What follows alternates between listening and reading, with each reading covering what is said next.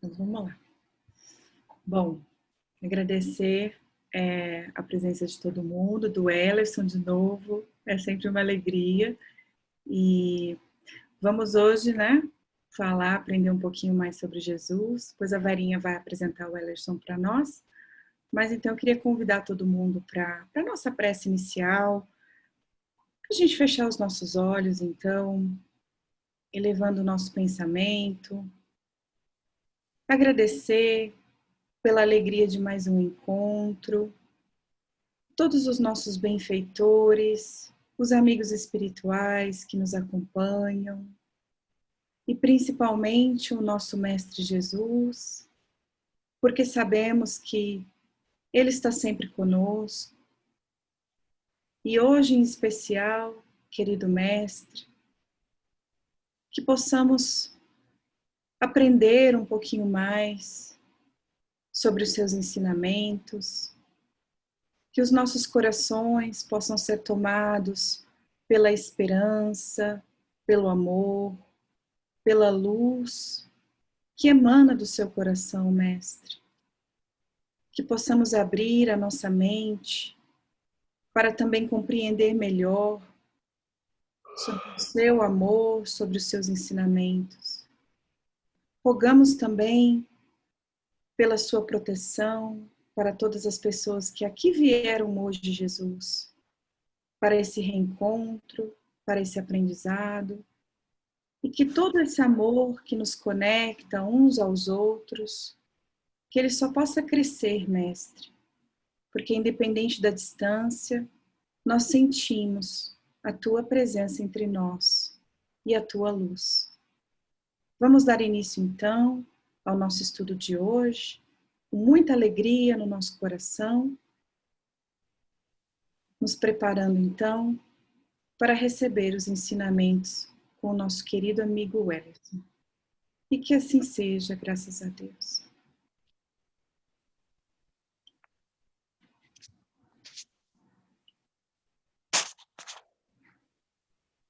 Ok. Agora vocês estão me ouvindo? Estamos sim, Varinha. Ai, que bom. Então, ok. Então, eu fiquei de apresentar o Ellerson.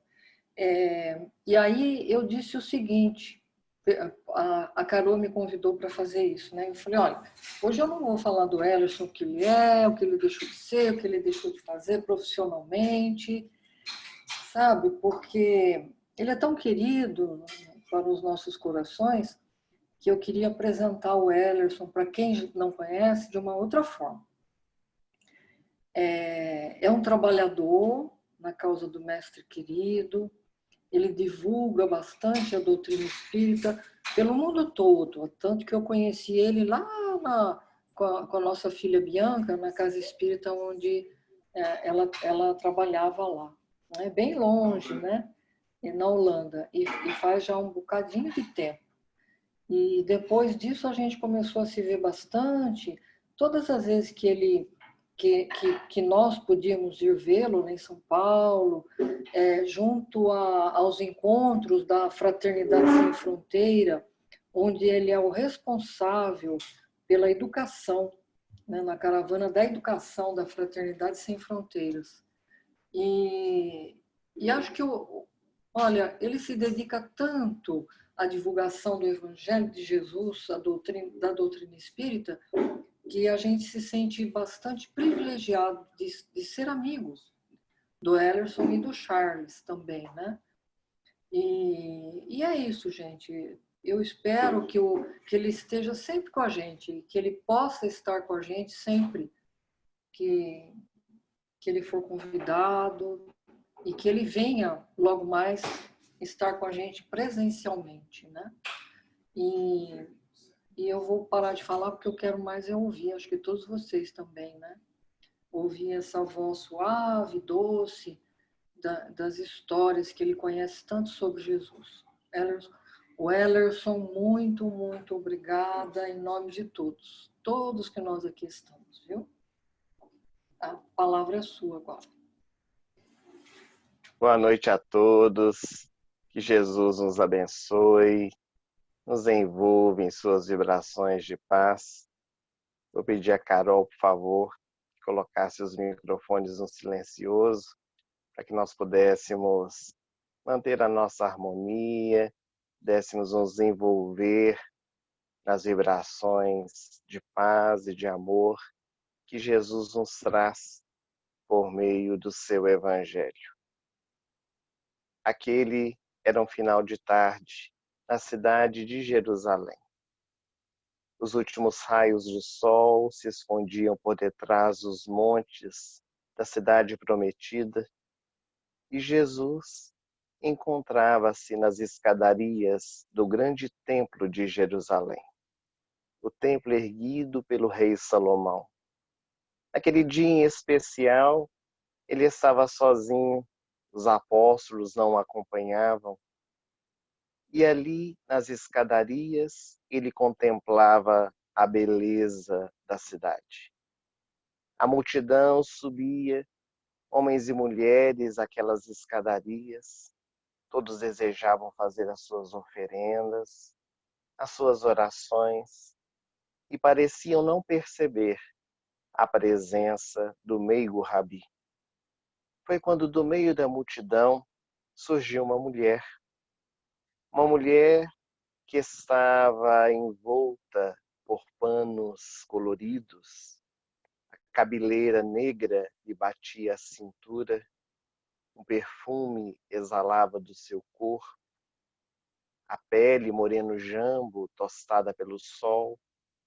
Enquanto caminhava, seus penduricalhos tilintavam, e ela aproxima-se de Jesus e lhe diz: Ó Nazareno belo, eu sei que tu és nazareno por causa dos teus cabelos que estão partidos ao meio, da forma e uso daquele povo. Percebo também que acabas de chegar nessa cidade porque os teus pés ainda estão cheios da poeira da estrada. Eu gostaria de te fazer um convite. Hoje é meu aniversário e eu queria tanto que tu fosses à minha casa. Farei uma grande festa e tu serás o meu convidado especial. Jesus olhou para ela com muita ternura e lhe disse: Hoje eu não posso. Ela assustou-se, afastou-se de Jesus e lhe disse: Mas como não? É um convite muito especial. Eu colocarei uma escrava seminua bailando à sua frente, para que ela possa lavar os seus pés, enxugar com seus cabelos. E eu haverei de um dia dizer que um homem belo como a madrugada, bravio como o mar, que tem a voz dúlcida como o favo de mel, esteve na minha casa, me ofereceu tanto e não me pediu nada. Tu virás? Jesus, mantendo a mesma mansuetude, disse a ela: Hoje eu não posso. Mas um dia que não está nem muito longe e nem muito perto, eu estarei contigo. Ela então gritou em alta voz: Mas para mim não existe o amanhã. Eu vivo hoje, eu vivo agora. Eu sou vendedora de ilusões. Os homens me disputam como se eu fosse um objeto valioso. Eu estou te oferecendo, eu estou te convidando para estar na minha casa. Eu vejo em teus olhos uma estranha chama e assim procedo porque te amo. Tu virás ou não? E o mestre tranquilamente lhe disse: Hoje eu não posso. Aquela mulher virou as costas, desceu as escadarias do templo e sumiu no meio da multidão. Jesus, no entanto, continuou o seu trabalho. Continuou levando a sua mensagem a todas as criaturas, aos lugares pelos quais ele passou. E um ano depois, ele retornou à velha Jerusalém. Ao chegar na cidade prometida, ele foi buscar uma região muito conhecida naquela época, que era a região de Betesda, que ficava localizada dentro da cidade de Jerusalém. Em Betesda ficava a grande piscina, onde acreditava-se que ali as águas eram miraculosas. Todos aqueles que se jogavam dentro da água quando elas se moviam poderiam ficar curados dos seus males, das suas enfermidades. Para lá corriam diversos necessitados, paralíticos, cegos, mudos, surdos, até mesmo os leprosos. Foi ali que Jesus curou um paralítico que há 38 anos encontrava-se naquela situação.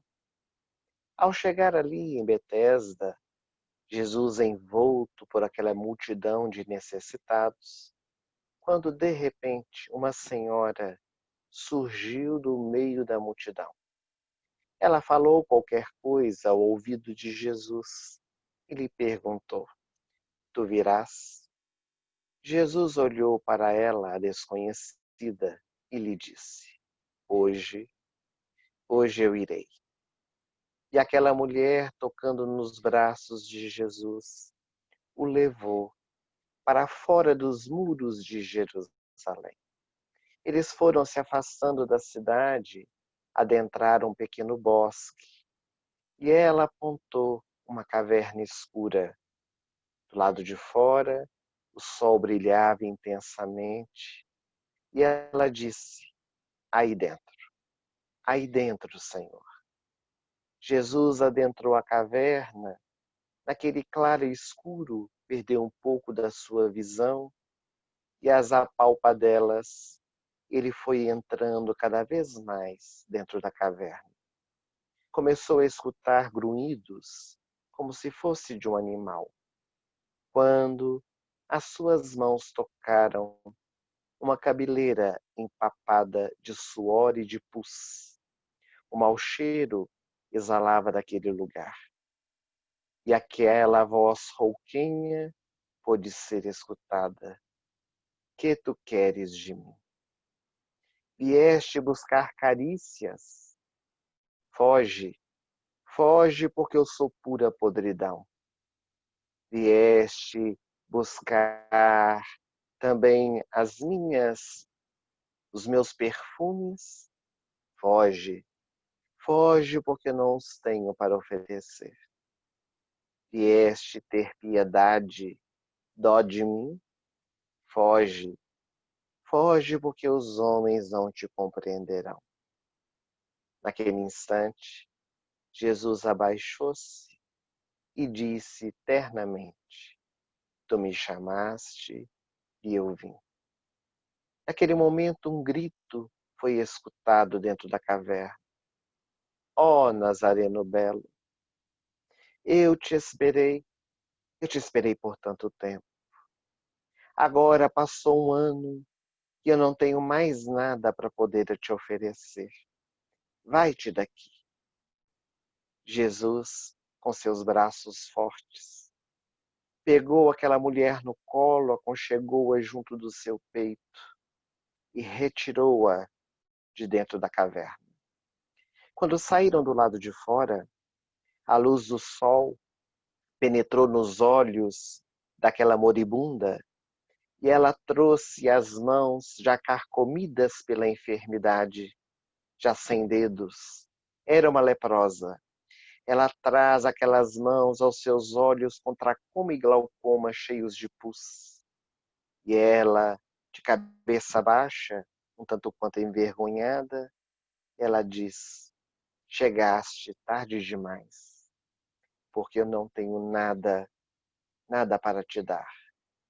Naquele instante, Jesus, recordando-se do encontro que teve com aquela mulher um ano antes, lhe diz: Eu vejo nos seus olhos uma estranha chama, e assim procedo, porque te amo. Já que não tens mais nada para me oferecer, dá-me então a sua alma. E foi nos braços de Jesus que ela retornou à pátria espiritual. E o mestre do amor, continuou cantando as boas novas de alegria, convidando a todas as criaturas à transformação moral. Ah, Jesus, o mestre do amor, é este ser incomparável que esteve aqui na Terra, descendo das esferas mais sublimes para conviver conosco nas trevas da nossa ignorância. Um grande filósofo e também escritor francês, chamado Ernesto Renan, na segunda metade do século XIX, quando foi fundada a Academia Francesa de Letras, ele, ao ser convidado a fazer o discurso, ele iniciou a sua fala alardeando os franceses com a seguinte frase: Jesus é um homem incomparável. Todos os homens e todas as mulheres nasceram, viveram e morreram dentro da história. Jesus não. Jesus foi tão grande que dividiu a história ao meio, antes e depois do seu nascimento. Foi este grande marco na nossa história, legando para todos nós um rastro inapagável, exemplos que fazem com que nós possamos também encontrar a nossa iluminação interior. Allan Kardec, o nosso codificador, na introdução de O Evangelho segundo o Espiritismo, que é a terceira obra da codificação, ele vai nos dizer que a vida de Jesus pode ser basicamente dividida em 5 partes. A primeira, os atos comuns da vida do Cristo. A segunda parte, os milagres que ele realizou. A terceira parte, as suas predições, as suas profecias. A quarta parte, as palavras que foram tomadas pela igreja como dogmas. E a quinta parte, os ensinos morais, que segundo o Espírito de verdade é o que mais nos interessa.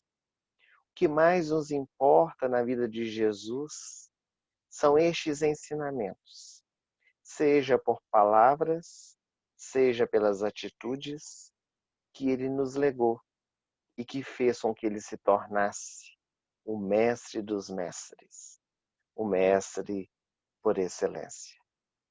Nessa noite, quando nós somos convidados a refletir sobre Jesus, o mestre do amor, nós vamos tentar rememorar alguns fatos, alguns ensinamentos que ele nos trouxe, para podermos perceber a grandiosidade desse homem que Ernesto Renan diz ser um homem incomparável.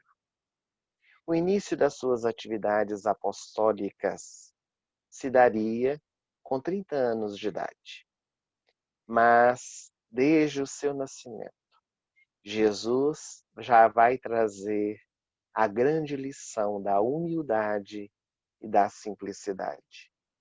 O Espírito que poderia ter chegado ao mundo em um berço esplêndido, nascer com honras, com pompas e muito dinheiro, nasce em meio aos animais domésticos, filho de uma camponesa, de um carpinteiro, demonstrando para todos nós que o mais importante não são as nossas conquistas exteriores, mas aquelas que trazemos na intimidade do nosso ser.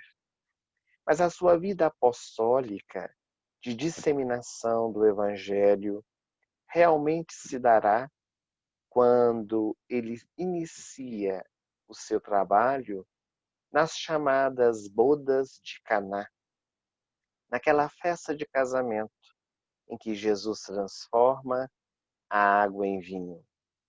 As bodas de Caná, para todos nós, é um marco na vida de Jesus, porque foi através deste feito que o seu nome começa a correr de boca a ouvido. O interessante é nós meditarmos por que é que Jesus começa as suas atividades missionárias numa festa de casamento. Jesus desejava valorizar primeiramente a família, que é essa célula base da nossa sociedade. Tudo inicia-se dentro do nosso lar, estendendo para o mundo lá fora. Todos nós sonhamos e desejamos um mundo mais justo, um mundo mais feliz, um mundo menos corrupto, um mundo onde todos estejam em paz. Mas será que nós já construímos isso dentro do nosso lar? Será que na menor célula nós já conseguimos colocar em prática tudo aquilo que nós sonhamos para o macro, ou seja, para além das nossas casas, para a nossa cidade, para o nosso estado, para o nosso país ou para o mundo à nossa volta? Jesus estar também numa festa de casamento demonstra que a sua doutrina, o seu evangelho, deve sair dos muros da igreja, do templo religioso. Que a vivência dos postulados da sua mensagem deve estar presente na nossa vida em qualquer lugar que nós desejamos. Que nós não devemos nos apartar das experiências sociais, seja os encontros familiares, seja uma festa social de algum amigo. É muito importante que nós estejamos vinculados também a essas vivências externas, desde que tenhamos o exemplo. Desde que sejamos cristãos, onde quer que nós nos encontremos, e não apenas nos momentos que nós estivermos dentro da casa espírita, no caso nós que somos espíritas, ou dentro do ambiente religioso, caso estejamos vinculados a outra doutrina religiosa. O fato é que a transformação da água em vinho, que levou muitos teólogos, muitos religiosos a questionarem, e aqueles até mais céticos, que dizem que Jesus incentivou o uso da bebida alcoólica, pois se a bebida havia acabado e ele fabrica mais, ele está convidando as pessoas a utilizarem da bebida. Alguns mais afoitos chegam mesmo a dizer: até Jesus bebeu, por que eu não posso beber? Na verdade, o vinho que Jesus fabrica é uma simbologia muito profunda do Evangelho. Este vinho representa o amor que ele vem nos trazer. Porque um vinho no casamento acabar é a simbologia de um casamento que não se sustenta, porque está em base de coisas e não de sentimentos. Quantos casamentos acabam pela falta do sentimento do amor? Que estavam regados por outros tipos de vinhos, o interesse pessoal, o interesse econômico, o interesse financeiro, o interesse social, o interesse sexual, da beleza. Mas quando a nossa família está fortificada em bases seguras, este vinho novo, que tem um sabor diferente, a tal ponto que o mestre-sala, que era o responsável por aquela festa de casamento, manda chamar o noivo para lhe dizer: todos reservam os piores vinhos para o final da festa, mas eu percebo que guardaste o melhor vinho do teu vinhedo para servir no final da festa. Era o vinho novo fabricado por Jesus, que tinha um gosto diferente, porque era o melhor vinho de todos. É tão curioso isto, porque os casais que já estão muitos anos juntos, hoje é muito raro nós encontrarmos casais com 40, 50, 60 anos de vida em comum são unânimes em dizer que quanto mais o tempo passa, se há amor, o casamento fica melhor. Há mais cumplicidade entre os dois. É o vinho. O vinho, dizem os entendedores do assunto, quanto mais velho, melhor. Aliás, os vinhos mais caros são os mais velhos, mais curtidos. Então, um casal que está vinculado e que puderam descobrir na intimidade o amor, tendem a cada vez mais amadurecer este relacionamento. E Jesus, nas bodas de Caná, nos convida a essa reflexão. Também, na vida de Jesus, algo que nos chama bastante atenção são as curas que ele realizou. Segundo os evangelistas, Jesus teria realizado 27 curas, relatadas pelos seus biógrafos. Os benfeitores espirituais dizem que esse número de curas é bem maior, embora não foram contados. Mas os que foram narrados e estão na Bíblia são em número de 27.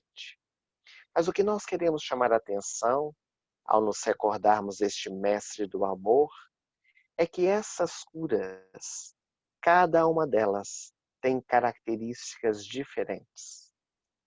Às vezes, Jesus curava enfermos com a mesma enfermidade, mas utilizava-se de métodos diferentes.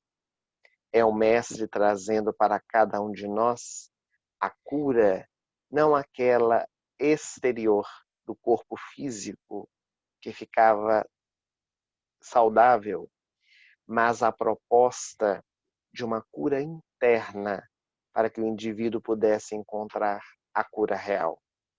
É preciso que na nossa caminhada evolutiva, a nossa cura ela se dê de dentro para fora, para que se exteriorize no nosso corpo físico através do nosso espírito saudável. É por isso que em cada oportunidade Jesus age de maneira diferente. Vamos trazer alguns dos exemplos. Jesus curou alguns paralíticos. Hoje já citamos um deles, o paralítico de Betesda, que há 38 anos encontrava-se naquela condição. Ele era levado pelos seus amigos para aquela região e ele ficava encostado num dos pilares, ali próximo da piscina, com a sua escudela na mão para poder pedir esmolas. Vivia da mendicância. Quando Jesus está ali em Betesda, em uma outra oportunidade, ele encontra-se com esse paralítico. E ele então pergunta ao paralítico: tu crês que eu posso te curar? Naquele instante o paralítico fica assustado. Vê aquele homem desconhecido à sua frente. E então o paralítico diz a Jesus: Senhor, eu sou trazido aqui há 38 anos pelos meus amigos e nunca logrei encontrar a cura. Porque quando as águas se movem da piscina, eu estou distante dela. E então, quando eles vão me levar para jogar dentro da piscina, outros já caíram antes de mim. Jesus olha para ele e lhe faz novamente o questionamento: tu crês que eu posso te curar? Porque Jesus havia perguntado apenas isso para ele, mas ele veio com justificativas. Na verdade, ele não queria se curar. A benfeitora Amélia Rodrigues, pela mediunidade de Divaldo Franco, ao comentar essa cura de Jesus, ela diz que o paralítico de Betesda não queria ficar curado, porque se ele quisesse, ele ia pedir para os seus amigos para colocá-lo à beira da piscina, que quando a água se movesse, ele mesmo se jogava com as suas mãos dentro da piscina. Então ele queria ficar de longe para ter uma justificativa. Nunca poderia ser curado, porque sempre alguém caía antes dele. Quando Jesus faz a pergunta de novo, dando-lhe uma nova oportunidade, ele cai em si e fala as palavras certas, ou, entre aspas, as palavras mágicas. Eu quero. Quando ele diz eu quero, quando ele demonstra a vontade de se curar, Jesus então diz para ele: levanta-te e anda. E aquele homem levantou e andou, depois de 38 anos, ficado paralítico. Este paralítico foi uma das curas que Jesus realizou. Mas nós temos um outro paralítico, que é o de Cafarnaum. Esse foi levado pelos amigos até Jesus. E quando chegaram ali na casa de Simão Pedro, às margens do lago de Genezaré, também chamado Mar da Galileia, a casinha de Simão estava superlotada. Sempre haviam muitas pessoas querendo falar com Jesus. E os amigos de Natanael ben Elias, o paralítico, eles queriam se aproximar, mas ninguém dava espaço, porque todos também desejavam ser curados. Então os amigos dele tiveram uma ideia de poder descer Natanael ben Elias pelo telhado da casa. E assim eles fazem. Eles contornam a multidão. A casa de Simão Pedro era de 2 andares, tinha uma escada do lado de fora que levava ao terraço. E nas casas daquela época havia uma abertura no teto, uma claraboia, de onde se entrava a luz do sol e a luz do luar. Eles tiraram aquelas palhas e desceram então o paralítico pelo telhado.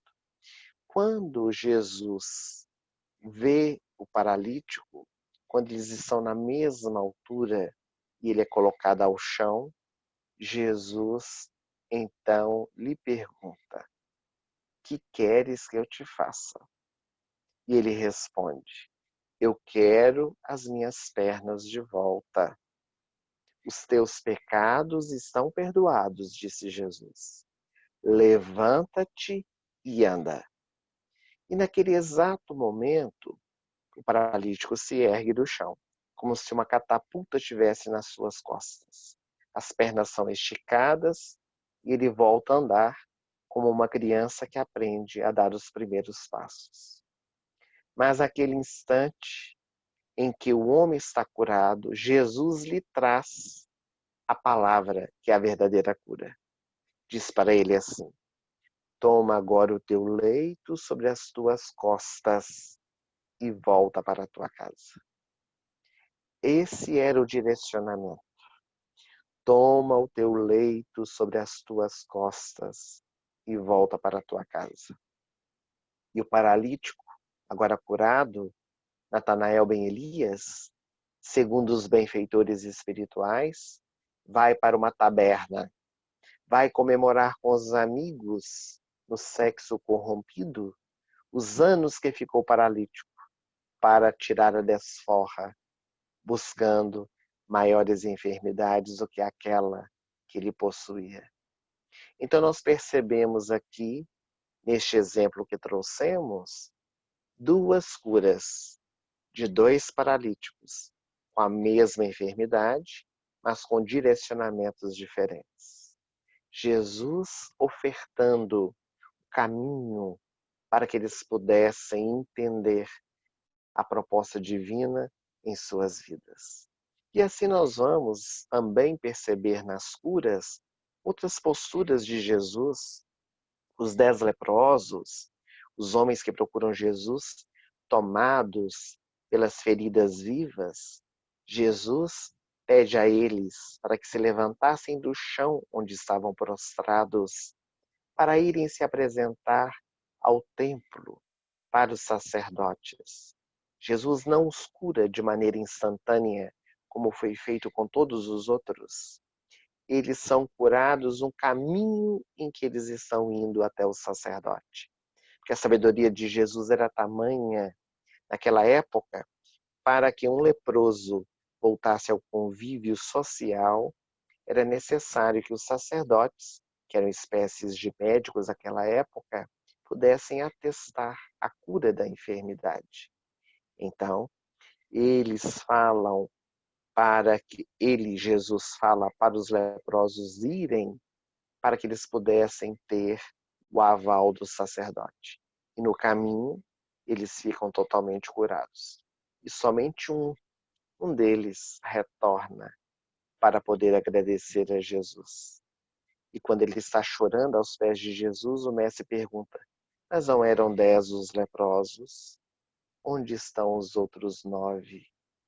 E aquele homem, de cabeça baixa, ele apenas diz: eu estou aqui, Senhor, para reverenciar o seu nome. Ele não diz nada a respeito dos demais. Ele dá conta da sua atitude. E Jesus então só ergue do chão e diz: a tua fé te salvou. Dizem também os instrutores do mais alto que esses 9 leprosos que não retornaram tiveram novamente a enfermidade. Não porque não vieram agradecer, mas porque não se curaram, não limparam a lepra do espírito que voltou a aparecer no corpo físico. Os endemoniados que Jesus curou, também os cegos que Jesus trouxe à vista de volta, cada um deles foram curados de maneiras diferentes, trazendo para todos nós diretrizes muito seguras para lidarmos com as nossas enfermidades, as nossas doenças, de forma que possamos, dessa forma, nos sustentar, nos fortalecer para a caminhada. Também, quando Jesus esteve aqui na Terra, ele utilizou-se como mestre do amor das parábolas, das histórias que contou. Com a sua perspicácia e sabedoria, Jesus utilizava-se dos recursos da época, dos fenômenos da natureza, das atividades naturais do povo hebreu, seja a pesca, a lavoura, fosse com o dinheiro. Jesus utilizou-se da ovelha, da semente, do pescador, para poder contar essas histórias com cunho moral. As parábolas, elas foram e são tão extraordinárias que ainda hoje são utilizadas como recursos terapêuticos. A psicologia transpessoal tem usado das parábolas para tratamentos psicoterápicos dentro do consultório, junto dos seus pacientes, trazendo a solução, trazendo o direcionamento por meio dos ensinamentos de Jesus. Kardec, o nosso codificador, ele que é um bom questionador, porque Kardec, quando ele codifica a doutrina espírita, ele se torna este homem que interroga os espíritos, tudo aquilo que nós queremos saber. Nós vamos lendo especialmente o Livro dos Espíritos, nós observamos como é que Kardec é minucioso. Ele questiona algo, depois ele pergunta de novo a mesma coisa em outras palavras. Outras vezes ele retoma alguma dúvida que teve em relação ao assunto que não ficou bem esclarecido, segundo o seu ponto de vista. E assim ele vai fortalecendo a razão, o entendimento acerca da mensagem divina. Ele, na questão 625, perguntou aos benfeitores espirituais qual era o modelo e guia que Deus havia oferecido à humanidade para lhe servir de norteio. E a resposta, que é a menor do Livro dos Espíritos, foi a seguinte: Jesus. Jesus é o nosso modelo e guia. Modelo, porque nós precisamos imitá-lo. Guia, porque ele irá nos guiar como um bom pastor. Mas não satisfeito com essa resposta e desejando entender um pouco mais, Kardec, na questão 627, portanto, 2 questões posteriores, ele pergunta assim: ora, se Jesus é o nosso modelo e guia, se Ele nos trouxe todas as lições que são necessárias para nós podermos progredir, podermos caminhar, para que serve então os ensinamentos dos Espíritos? Ou seja, para que serve a doutrina espírita? Se nós já temos o modelo e guia que é Jesus, para que vai servir tanta mensagem, tantas lições que os benfeitores nos trazem? E a resposta é notável. Eles dizem o seguinte: Jesus utilizou-se de metáforas. Os seus ensinamentos são bordados de alegorias e é necessário retirar o espírito da letra para que nós possamos compreender. Somente assim entenderemos em profundidade o que Jesus quis nos ensinar. De certo, os benfeitores tinham razão, porque todas as vezes que nós pegamos ao pé da letra os ensinamentos de Jesus, nós incorremos em erros. Vamos supor, se nós fôssemos tomar ao pé da letra o ensinamento que diz assim: se o teu olho for motivo de escândalo, se a tua mão for motivo de escândalo, se os teus pés forem motivos de escândalo, é melhor entrar na vida sem eles do que entrar com eles e ir para o fogo eterno. Imagine se nós fôssemos tomar ao pé da letra essa lição. Muitos de nós que estamos aqui reunidos nessa sala hoje, estaríamos sem olhos, estaríamos sem mãos, estaríamos sem pés. Porque quantos de nós já não nos equivocamos usando desses órgãos, desses sentidos? É porque é uma linguagem figurada. Cortar os olhos, cortar a mão, cortar o pé, é no sentido de cortar os maus hábitos, de poder sustentar atitudes positivas por meio desses recursos que a divindade nos deu. E assim, todos os outros ensinamentos de Jesus, se nós formos tomar da forma que eles foram ditos, alguns deles não farão muito sentido. Também, com Jesus aqui na Terra, nós vamos encontrar o Mestre em diálogos memoráveis, encontros que se tornaram exemplos para todos nós. Homens e mulheres que cruzaram os seus caminhos com os de Jesus e puderam transformar as suas vidas. Aliás, Joana de Ângeles, pelas mãos de Divaldo Franco, ela diz que aqueles que cruzaram seus caminhos com os de Jesus jamais foram os mesmos.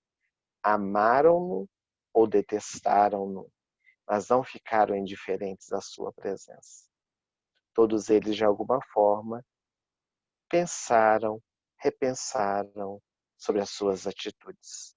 E nós podemos relembrar o encontro de Jesus com Joana de Cusa, aquela mulher extraordinária, romana, casada com Cusa, que sofria com seu marido porque ele era alcoólico, porque ele vivia nas jogatinas, às vezes em relacionamentos extraconjugais. E aos pés de Jesus, conversando com o mestre na casa de Simão Pedro, depois de ter escutado a sua mensagem ali no lago de Cafarnaum, ela pede a Jesus para seguir os seus passos. Ela deseja estar com ele por onde Jesus pudesse ir, porque ela queria sair do seu lar para acompanhar, tornar-se uma discípula do meigo Rabi. E Jesus segura nas mãos dela e lhe pergunta: Joana, tu me amas? Eu te amo, Senhor, com todas as forças do meu ser. Joana, tu me amas? Pergunta ele pela segunda vez. Eu te amo, Senhor, com todas as forças do meu coração. Se tu me amas como dizes, então vai e ama o teu marido. Porque eu vim ao mundo não para aqueles que são felizes, mas para os desgraçados à sorte. Não para aqueles que são saudáveis, mas para aqueles que estão doentes. Teu marido está doente? Volta para a tua casa e ama o teu companheiro. Um dia Um dia eu te pedirei a vida, mas agora vá e ser fiel até o fim. E essa mulher, ela levanta-se dali, da casa de Simão, volta para o seu lar. O marido não muda o seu comportamento, mas ela modifica as suas atitudes. Ela caminha ao lado dele, ele perde todas as riquezas, deixa Joana com 2 filhos para criar e morre um pouco mais tarde na cidade de Roma. E então, Joana vai trabalhar como serva das suas amigas, ex-patrícias. Aliás, ela como ex-patrícia romana, trabalhando para as patrícias romanas, para trazer o sustento para a sua família, até morrer queimada viva ao lado do seu filho, por amor a Jesus. Vamos encontrar também nesses diálogos memoráveis Jesus com Zaqueu, cobrador de impostos, que na cidade de Jericó, embora tivesse muito dinheiro, sentia um vazio existencial. E o mestre, ao chegar na cidade, depois de curar Bartimeu, cego de Jericó, encontra-se com outro cego, o cego da vista espiritual, com Zaqueu, que está em cima de uma árvore. E ele pede: desce daí, Zaqueu, porque hoje me convém ir à sua casa. E foi na casa do cobrador de impostos que Jesus participou de um banquete, trazendo luz para quem estava na escuridão. E Zaqueu, tocado por Jesus, esse homem chamado amor, abraça o mestre e lhe diz: ó Senhor, eu darei metade dos meus bens para os pobres. Aqueles a quem cobrei indevidamente, eu restituirei 4 vezes mais. Zaqueu transforma-se num grande divulgador da mensagem de Jesus, pois que depois da sua morte, segundo consta, a pedido de Simão Pedro, ele vai trabalhar na região de Samaria. Que homem incomparável é esse chamado Jesus, que transformou a vida de milhões de pessoas, que tocou a existência de cada um que soube escutar a sua voz, que soube ser tocado por sua mensagem há séculos depois. Quem sabe não transformou também a nossa vida?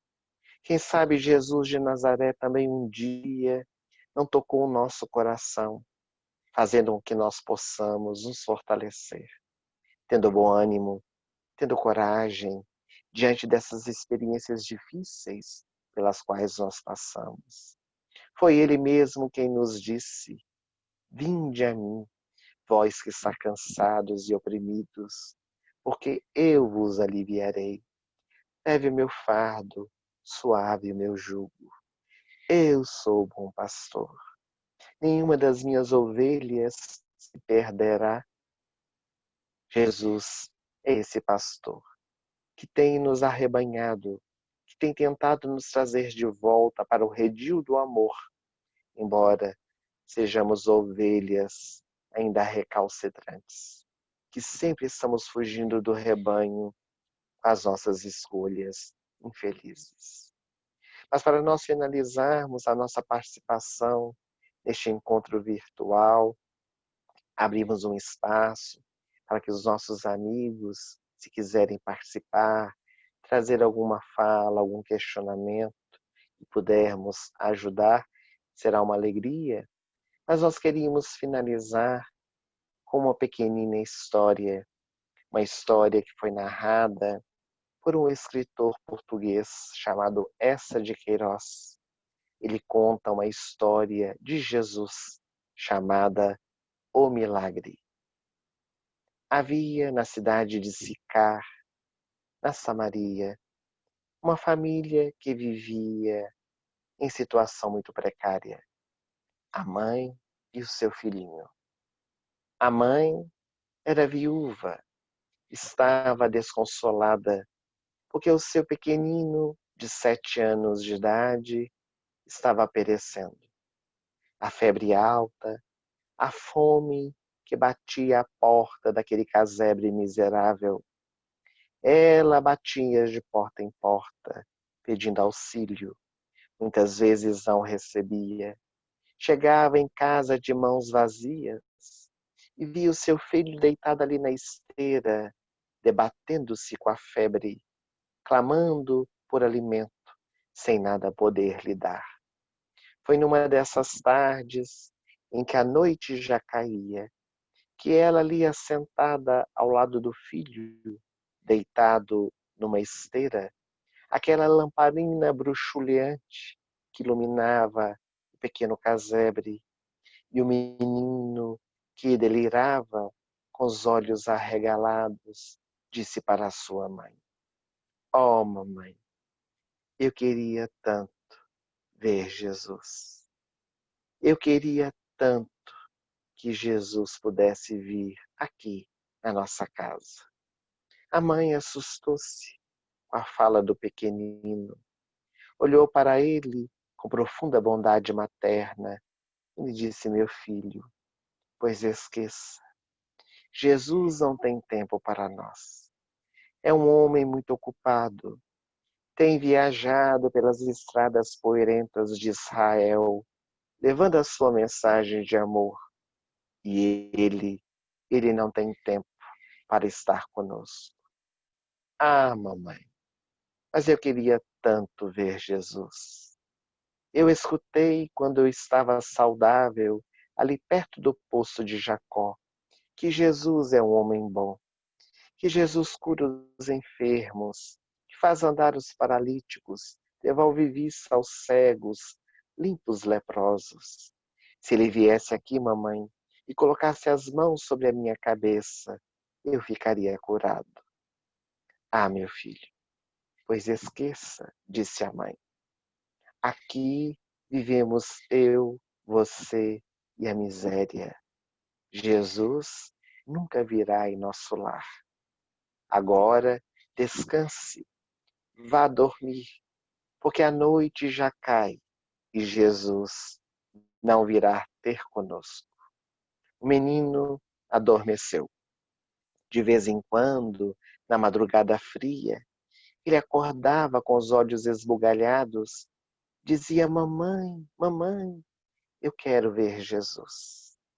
E ela voltava com a carga: "Hoje, nem nunca, Jesus estará conosco. Jesus jamais virá ao nosso lar." E assim, a madrugada chegou, aquela mulher com cansaço dormiu sono profundo, e quando o dia estava quase amanhecendo, alguém abriu a porta.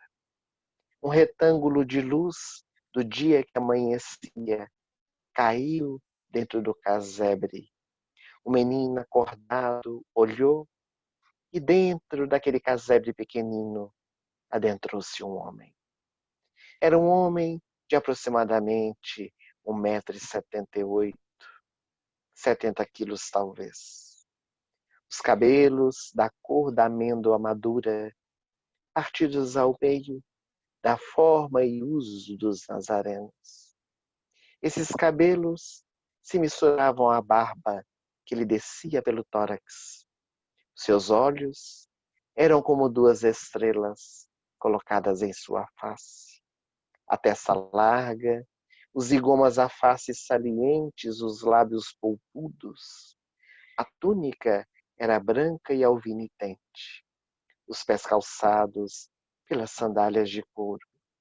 E aquele desconhecido aproximou-se do menino que estava ali na esteira deitado, abaixou-se e com voz muito meiga, doce como um favo de mel, disse a ele: "Tu me chamaste, meu filho, e eu aqui estou. Eu sou Jesus." E colocando a cabeça sobre a destra da criança, curou-o. Partiu sem que a mãe pudesse vê-lo. Quando o dia então realmente raiou, a manhã chegou na cidade de Sicar. O pequenino de 7 anos estava curado. A mãe encontrava-se feliz.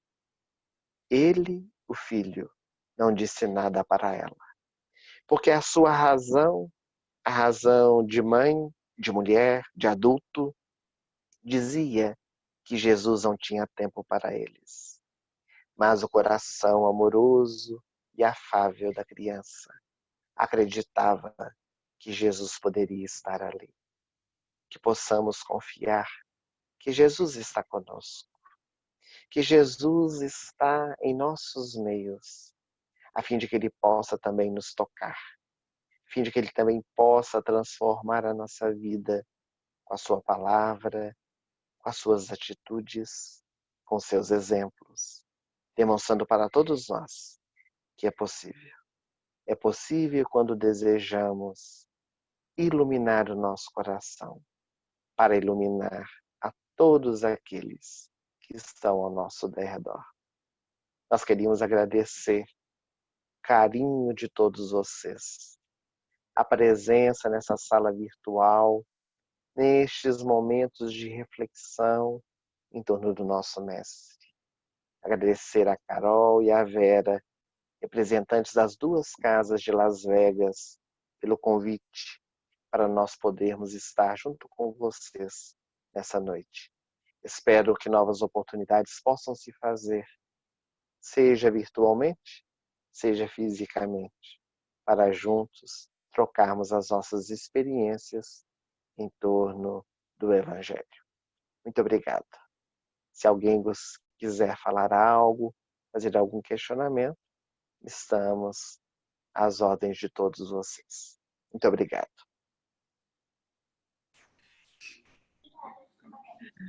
Verinha, pode ir. Eu vou falar sim. Wellerson, querido, nosso muito, muito, muito obrigada mais uma vez. E os nossos corações, mais uma vez, se enternecem de ouvir você com a sua forma de falar sobre Jesus. E fica a sua fala no nosso coração, pode ter certeza disso. Eu, aqui, em nome das duas casas espíritas, a Carol como presidente de uma e a Inês, nossa companheira, como presidente da outra casa, Allan Kardec, nós queremos convidar você para dia 20 de julho, estaremos juntos, né, presencialmente, mas que você esteja conosco virtualmente novamente, por favor. Se for possível para você, que você possa... Vou olhar agora e já vou falar com vocês. Seria o dia que 20 você... de julho, numa segunda-feira. Podemos marcar sim, com certeza. Você estaria conosco, né, na segunda e na terça. Então, pelo menos na segunda, a gente espera ter você conosco virtualmente, pelo menos, né? Estamos agendados. Para que você enterneça o nosso coração novamente com essas histórias belíssimas que você conhece e nos traz sobre Jesus. Eu gostaria de complementar uma coisa que eu esqueci de falar sobre o Wellerson, meus queridos amigos, é que o Wellerson também tem muitos livros escritos, né? E são livros muito bonitos, é um médium psicógrafo, né? E os que eu conheço são bastante... É gostoso de ler e lindos os livros. Tem um que eu gostei muito, que a Meimei escreve por você, né, Erson? Fala poesias e outras coisas muito bonitas, mensagens lindas. Era isso que eu queria complementar sobre o Wellerson, que no começo eu não falei, tá? E eu não vou ficar aqui falando, porque eu acho que tem mais pessoas aí querendo falar com você. É só uma coisinha, na próxima vez, eu gostaria que você falasse um pouco para nós, pegar uns minutinhos, né, da sua nova palestra e falar um pouco sobre como é para você a psicografia, né? Tá bom? Sobre como você escreve seus livros. Isso eu gostaria muito de que você contasse para a gente, ok? Tá bom. Então era isso. Meu grande beijo para você, para o Charles, né, a Muito quem eu obrigado. admiro muito, muito, muito. Pessoal, se alguém quiser, pode ou ligar o microfone ou levantar a mãozinha. Fiquem. Eu vou falar por último. Gente, falar o quê? Estamos extasiados. Estamos assim, nas nuvens, não tem o que falar. Preenchidos dessas palavras tão verdadeiras, tão bonitas, e com esse jeito manso de o Elson falar, a gente fica calada, né? Muito obrigado. Só agradecer. Obrigada. Agradecer, eu também queria agradecer muito, porque através das suas palavras, eu sinto que a presença de Jesus se faz mais efetiva dentro do nosso espírito.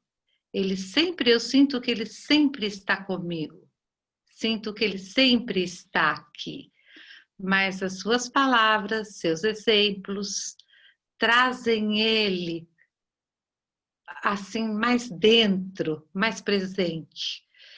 E é muito importante, eu acho, sentir essa presença, porque no dia a dia, com os afazeres, com todas as coisas, essa presença, muitas vezes, a gente não dá importância a ela, né? E essas palavras, esses exemplos, trazem Jesus para dentro do coração. Fica o coração dele e o nosso um só, batendo ao uníssono. Muito obrigada pelas suas palavras, sua palestra. Na verdade, Jesus nos ensinou que quando dois ou mais estivessem reunidos em seu nome, ele ali estaria.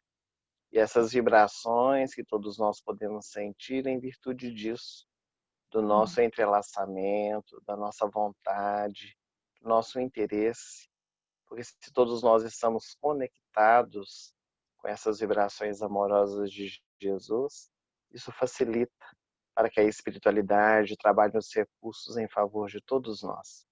Então, em verdade, é um trabalho em conjunto, porque também todos nós que fazemos palestras precisamos também do concurso amigo, daqueles que nos escutam, vibrando junto conosco, caminhando com o pensamento que está sendo dito. E isso facilita o desenrolar do trabalho, auxiliando que todos nós possamos receber essas bênçãos que vertem do mais alto. Mas muito obrigado pelo carinho de todos vocês. A Kátia também Oi. que levantou a mãozinha aqui. Não, era para agradecer, porque você levou a gente numa viagem, sabe? Eu me senti como se eu estivesse naquela época. Você contando a história do menino. Desculpa, me emocionou demais. Então eu te agradeço, porque foi uma verdadeira viagem no tempo. E a lembrança, né, que você nos trouxe de que a fé, basta que tenhamos fé para que as coisas aconteçam. Então eu te agradeço de todo o coração. Foi muito bom te ouvir. Fica com Deus. Obrigado. Com Deus também.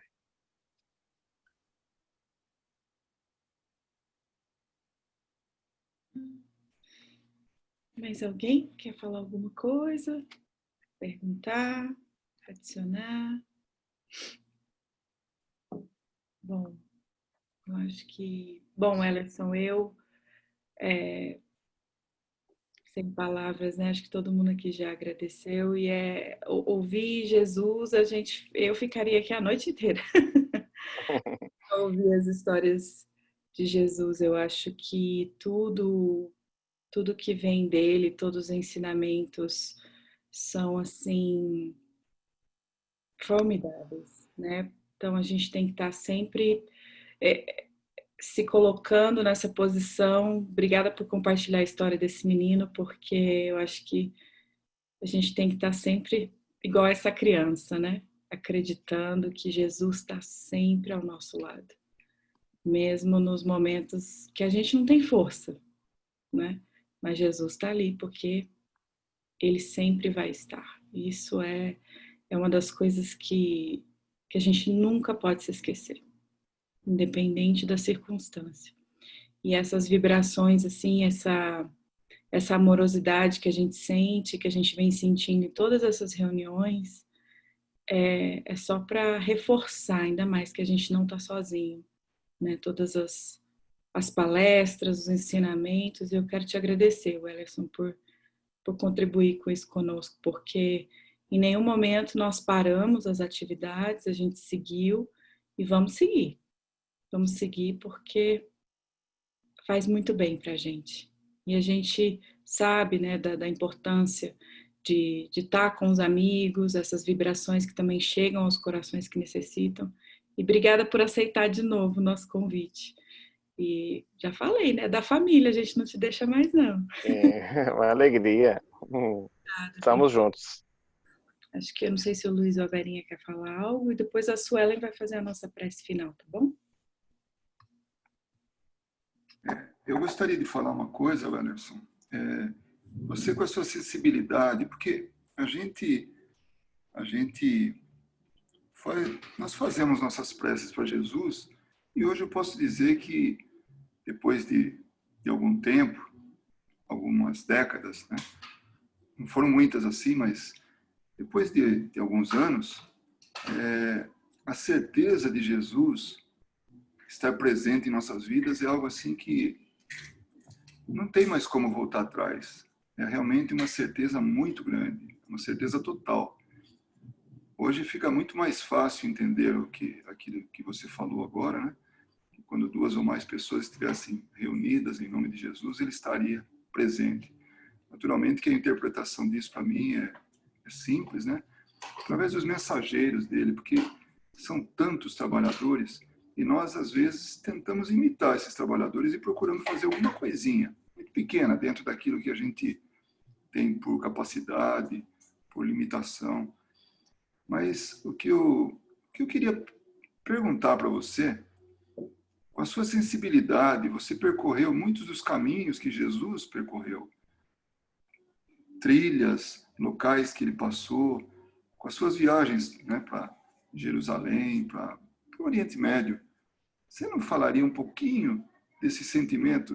Eu não sei, me perdoe se é uma curiosidade, assim, mas é que me parece que onde ele passou deve ter vibração até hoje, daquele, porque era alguém que realmente era ímpar.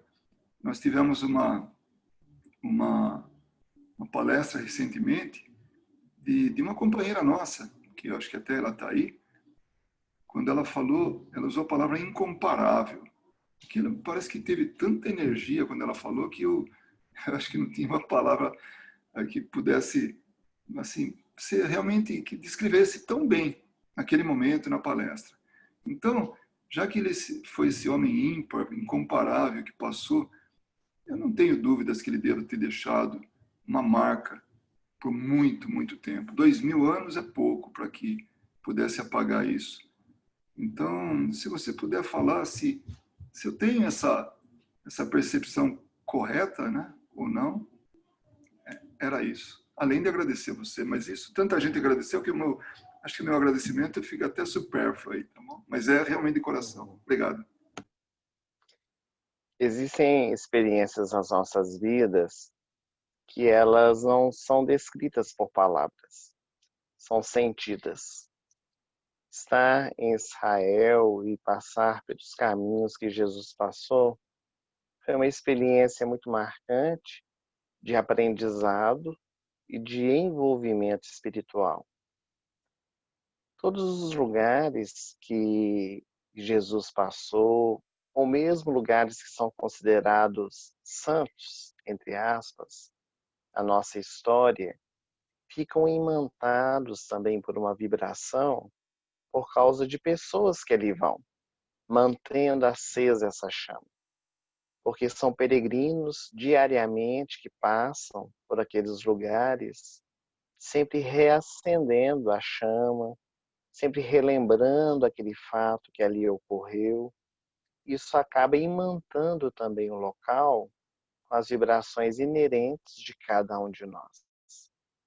É claro que existem alguns lugares em que essa vibração é mais intensa, em que essa movimentação ela se faz mais presente e nós podemos também emergir para dentro.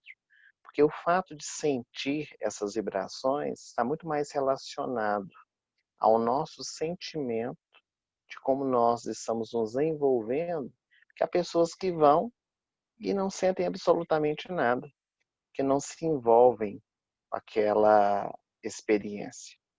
Para nós não nos alongarmos muito, queria dar só 2 exemplos. Existem alguns lugares em Israel que nós visitamos que realmente a sensação é de que ali está Jesus ainda, né? O Mar da Galileia é um lugar assim extraordinário, onde as emanações que a gente sente daquele lugar, pelo fato também de estudarmos o Evangelho, conhecermos tudo aquilo que aconteceu ali, também cria, né, esse entorno de vibrações. O Monte das Bem-aventuranças, onde Jesus falou o Sermão da Montanha, local muito marcante. Mas para nós termos uma ideia de como também essas vibrações elas são criadas pelo fato de nós adentrarmos na história, foi um local que nós visitamos em Jerusalém, que se chama Jardim do Túmulo. Ao que se tem notícia, não se sabe ao certo o local onde Jesus foi sepultado. No transcorrer da história, muitas destruições em Jerusalém, o Monte Gólgota hoje não existe mais. Foi construída uma catedral por sobre o Monte Gólgota pela mãe de Helena, a mãe de Constantino, quando foi fundadas as igrejas, o surgimento da Igreja Católica. Então, ali, a Igreja do Santo Sepulcro, como é chamada, fica sobre o Monte Gólgota. E acredita-se que o sepulcro de José de Arimateia, onde Jesus foi colocado, ficava bem próximo dali. Mas foi criado ali em Jerusalém um local que se chama Jardim do Túmulo, que é uma réplica de como eram os túmulos daquela época. Se sabe que aquele ali não é o túmulo de Jesus. Mas quando nós visitamos esse local, é um jardim tão bonito, porque as páginas da Bíblia descrevem que o túmulo de José de Arimateia ele ficava num jardim. Então eles criaram um jardim, criaram esse túmulo exatamente como era os da época de Jesus, com a pedra que rola. E ali na pedra, quando você entra dentro do sepulcro, está escrito: esse sepulcro está vazio, ele vive. E é uma emoção tão grande que nos contagia, que parece que aquele é o túmulo que Jesus foi colocado. Eles criaram com uma emanação tão amorosa, com minúcias tão grandes do Evangelho, que nos faz sentir como se nós estivéssemos realmente visitando o local onde Jesus foi depositado. Então, essas vibrações que o Góis nos pergunta, que nós sentimos, essas emoções, não necessariamente elas vão ser sentidas quando nós vamos a Israel. Onde quer que nós estejamos, muitos de nós nessa noite podemos sentir vibrações tão amorosas, né? Essa emoção, esse choro que desponta, essa emoção tão positiva, que é aquele choro que nos traz mal-estar, mas ao choro que nos alivia, o choro que nos causa alegria, né? De poder estar vivenciando algum momento. Isso pode acontecer em qualquer instante, em qualquer lugar, desde que nós estejamos abertos, desde que nós estejamos conectados com o mais alto, buscando esses recursos que vertem em favor de todos nós.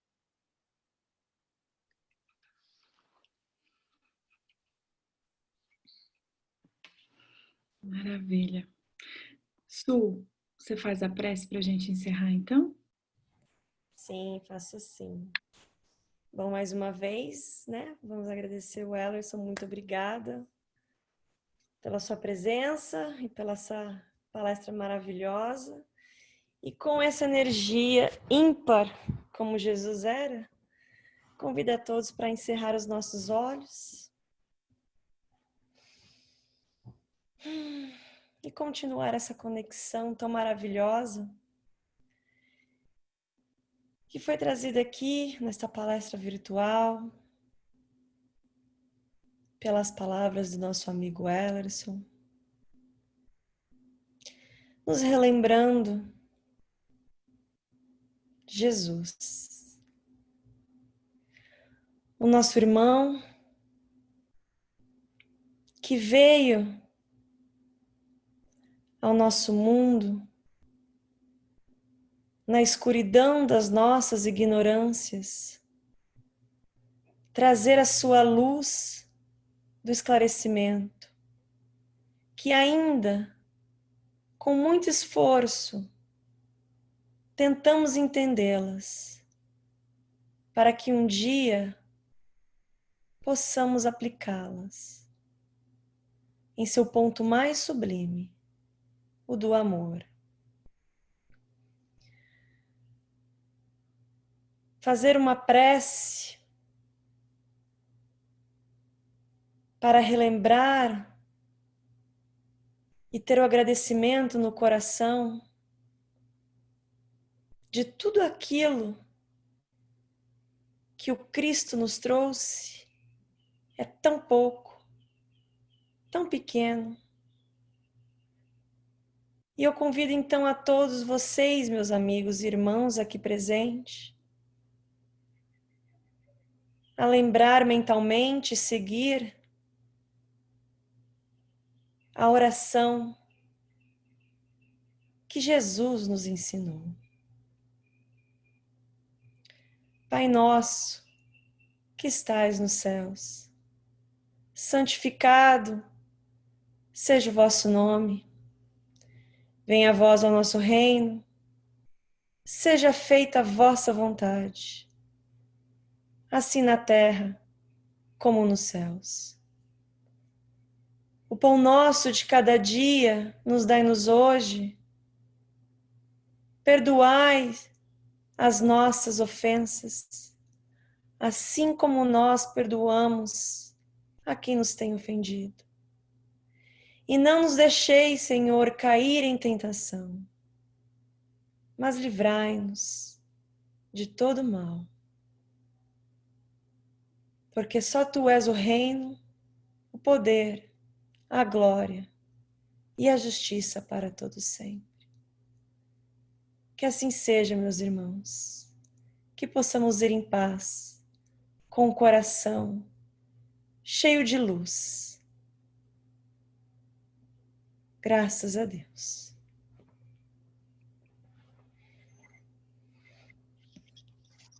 Muito obrigada mais uma vez. Obrigado, Ellerson. Obrigado a todos. Boa noite para vocês. Até breve oportunidade.